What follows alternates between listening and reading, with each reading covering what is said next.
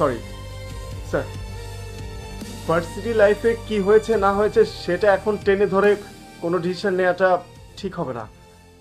আমরা তো ভার্সিটি লাইফে অনেক কিছুই করেছি, আমরা মেনে নিচ্ছি আমরা যেটা করেছি সেটা ঠিক হয়নি। অ্যান্ড সরি স্যার, ভার্সিটি লাইফে কি হয়েছে না হয়েছে সেটা এখন টেনে ধরে কোনো ডিসিশন নেওয়াটা ঠিক হবে না।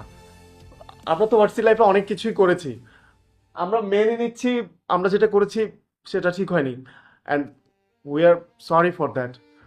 কিন্তু প্লিজ মানে ওই জিনিসটার জেদ ধরে এই প্রজেক্টটা টার্মিনেট করবেন না। আমরা ধ্বংস হয়ে যাব।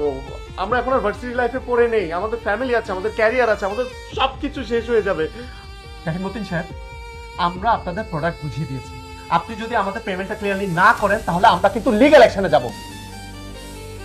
তারপর তারপর কি করবি তুই? আমি যদি চাই এখানে দাঁড়িয়ে শুধু তোর প্রজেক্ট না তোর 14 গোষ্ঠী টার্মিনেট করে দেব। তারপর কি করবি তুই? নাফিস সাহেব, আমার একটু কথা ছিল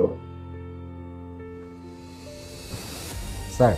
নাফিস সাহেবের চাইতে ক্লিনিং এর কাজটা আমি একটু ভালো বুঝি, তো ময়লা আবর্জনাগুলো স্যার আমি পরিষ্কার করি। আপনি যদি অনুরোধ দেন প্লিজ প্লিজ। এই খবরদার, বেশি বাড়াবাড়ি হয়ে যাচ্ছে কিন্তু। বেরোন বেরোন। মতিন, আমি কিন্তু এটা শেষ দেখে নেব। মতিন, এটা কিন্তু একদম ঠিক হচ্ছে না। আমি কিন্তু লিগ্যাল অ্যাকশন পাবো।